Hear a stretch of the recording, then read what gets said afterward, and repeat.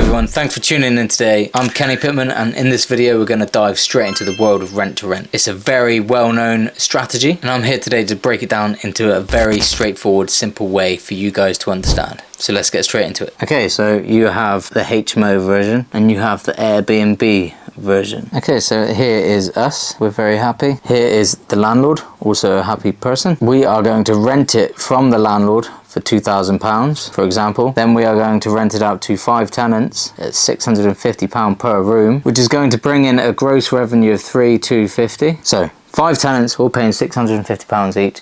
That's £3,250 coming in total. £2,000 going back out to the landlord. Take away £500 roughly in expenses. That leaves you with £750 profit. Right, that's a typical example of HMO. Serviced accommodation. This might be a 3-bed. The rent might be £12.50. The average daily rate in that area might be £150 per night. So you look to break even between 40 and 50%. So if we say 150 and you get 12 nights booked, that brings in a revenue of 1,800, which will cover the rent and expenses. And that's breaking even of 40 to 50% of the month booked. Okay, but where we look to make our profit on a conservative basis is 75% of the month book, which is about 22 days. So 150 times by 22 brings in 3,300 in revenue. Take away 500 in expenses. 3,300 take away 500, take away the rent, equals £1,500 profit. 1550 to be exact. Again, that's a typical example. The figures might fluctuate. The cleaning fee is incorporated into the nightly rate, so that doesn't come into the calculation. But essentially,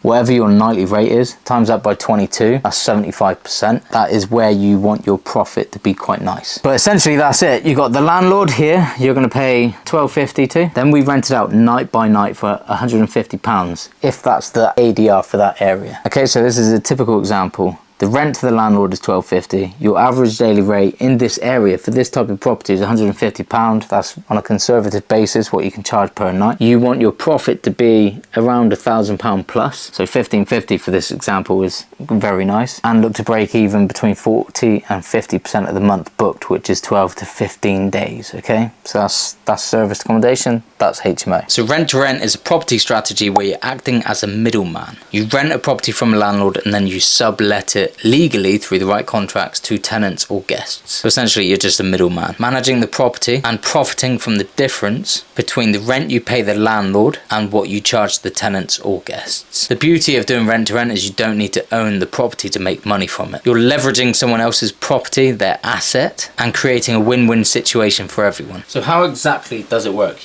So you go on Rightmove, you type in a certain location, so for instance we'll go Brighton. Within 3 miles, max 4,000. Bedrooms, let's go for at least 4. Property type, detached, semi-detached, terraced. Added any time, click search. We've got 133 listings right now. So this property, for example, £2,000, 4 beds. They're looking for long term. What we always look for in the description, if they say do not call us if you are a company let. So always look for that. Don't waste their time, don't waste your time. And then scan the pictures for compliance. Is this a HMO? Look for clues, fire alarms, fire doors, smoke alarms. This just looks like a normal house, so this property isn't quite suitable. 4 bed, 4 bed, 4 bed. Okay, let's go for at least 5 beds. If you're using a Mac or a laptop, you can put in keywords such as HMO. Let's go for this one. This looks quite reasonably priced. Long term. Let's look for HMO clues.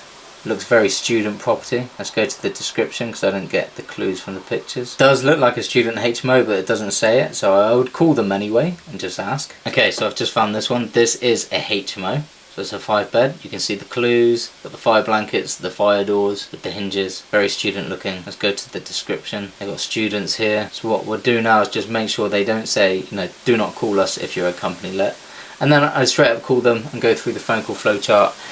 Is this suitable for company let, etc, etc. Or if you have a certain script that my mentees use, then use that. We don't use the words company let or corporate let or anything like that. What we try and do is get a viewing on behalf of our small business, which leads them on to say, what is your small business? And then you kind of go down a path of explaining exactly what we do, benefits to the landlord. That works really well. The words company let, corporate let is just a trigger word to agents now. So that's how you find suitable properties for HMO. It's very similar for serviced accommodation. Just narrow the search for 2, 3, 4 beds. Obviously they don't have to be HMO compliant. and just go to the description, make sure they don't say the words no company lets, and then call them. What you could do is arrange a viewing for 6 p.m. onwards, and then that would encourage the agent to actually book the viewing through the landlord. So you'd be working directly to the landlord. You'd see them face to face, and then that way the landlord would meet you, and landlords are usually a lot more open to this idea as opposed to agents. So that's one tip you guys could try, is get viewings after 6 p.m. And obviously discuss the rent-to-rent arrangement with them, that you're going to guarantee the rent is going to be kept immaculate. You can add value to their property. Okay, so management agreements, company let agreements, corporate let agreements. This has to be in place. Do not ever sign an AST agreement with an agent or a landlord on a rent-to-rent basis. This is illegal. You shouldn't be doing it. Landlords and agents quite often go down this route and they think they're right. You are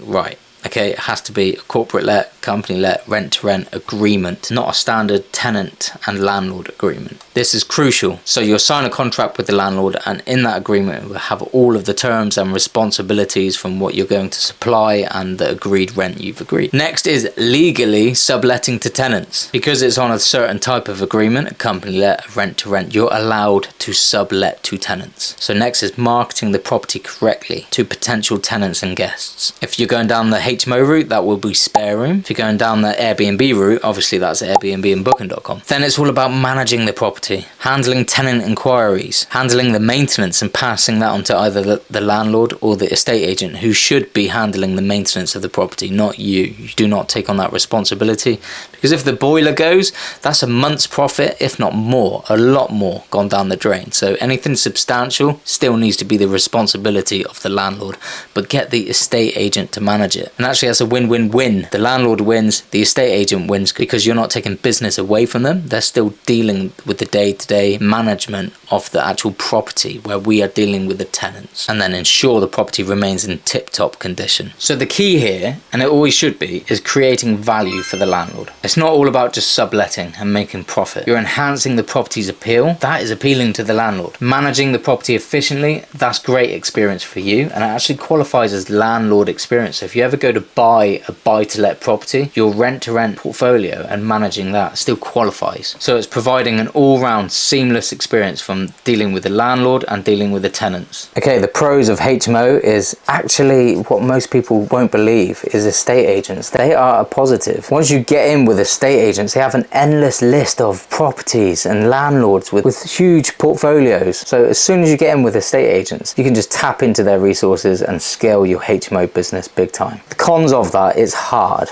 okay? It's hard, but anything worth it is hard. Six-pack in a gym is hard. It's worth it. Another positive is stable income, landlord experience. If you go to buy your own properties, your rent-to-rent experience classes as landlord experience. You get huge fulfillment. I don't know if I've spelled that right.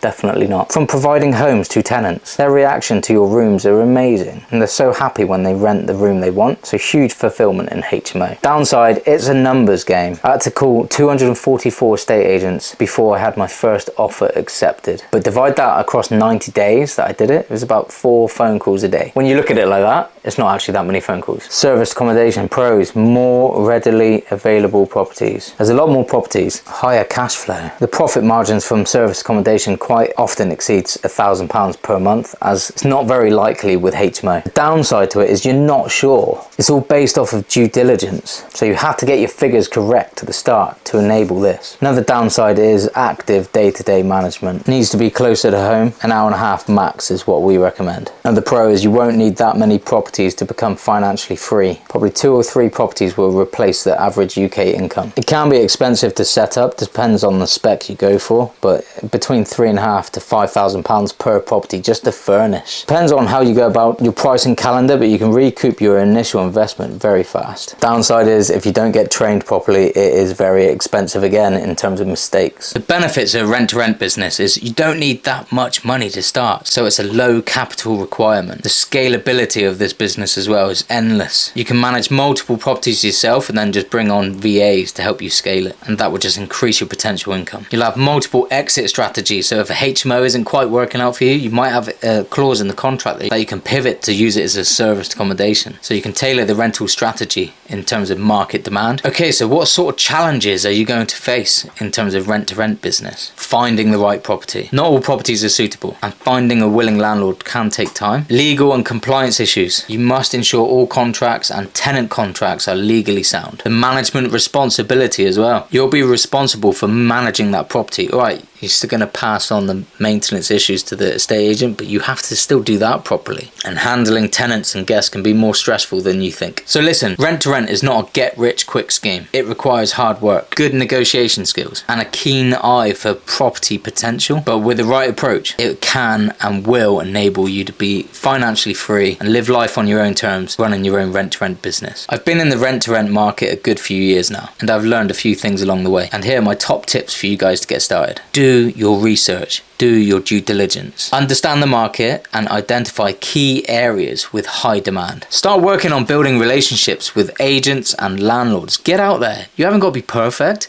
My first pitch to a landlord was terrible, and I mean terrible, but I got 3 deals out of it. Stay organized. Keep on track of everything you do. Track everything. Alex Hormozy says if you don't track your business, you don't care about your business. And this is one of my most important things I tell to every single one of my students. Track everything. How many phone calls did you make? How many messages did you send? So at the end of the week, you can audit yourself. Did you do what you said you were going to do? Would you sack yourself? I said that to myself every Friday. Would I sack myself this week? And if the answer is no, you're on track. And when you do get started with a landlord, then just supply an excellent service. That is how you scale your business, because they'll recommend their friends that have properties, or even their siblings that have properties. And that has happened. Even your neighbours will come to understand what you do and offer you properties. It's literally what's happened to me. Someone who lives right opposite me has offered me their property on a rent-to-rent basis. So happy tenants and happy landlords and happy agents means happy you, happy bank balance, and that's how you scale. But remember, consistency is everything. Whether you're bad, you're good, you're amazing, if you're not consistent, you might as well not start whatsoever. If you stick to the proven method and you do that day in, day out, success will follow. Anyway guys, appreciate you being here. As always, stay tuned. This channel is all about rent to rent and nothing else. So make sure you click one of these videos highlighted around here,